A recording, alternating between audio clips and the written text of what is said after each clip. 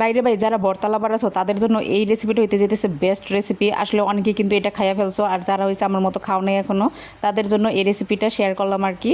তো প্রথমে কিন্তু আমি মরিচগুলো টালি নাই, এগুলো হচ্ছে আগুনের মধ্যে সরাসরি দিয়ে একটুখানি কি বলে মানে পোড়াই নিছি আর কি। তারপর কিন্তু আমি এখানে লবণ দিয়ে চিনি দিয়ে দিয়েছি অনেকগুলো, আর লবণও দিয়েছিলাম শেষে অল্পখানি। তো যাই হোক, চিনির সাথে কিন্তু এই যে এই শুকনা মরিচটা যখন আমরা এইভাবে ডলে নেই বাইরে, এত সুন্দর স্মেল আসে। যাই হোক, তো তারপরে কিন্তু এখানে কাসুন্দি দিয়ে দিতেছি, কাসুন্দি বেশ অনেকটা পরিমাণ দিছি।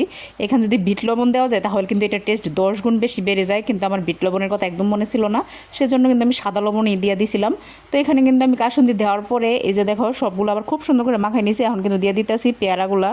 তোমরা চাইলে কিন্তু এখানে জাম্বুরা থেকে শুরু করে আমরা আম সব ধরনের পেয়ারা দিয়েই এই ভর্তা বানাইতে পারো, সব কিছু দিয়েই কিন্তু এই ভর্তাটা খাইতে অসাধারণ লাগে।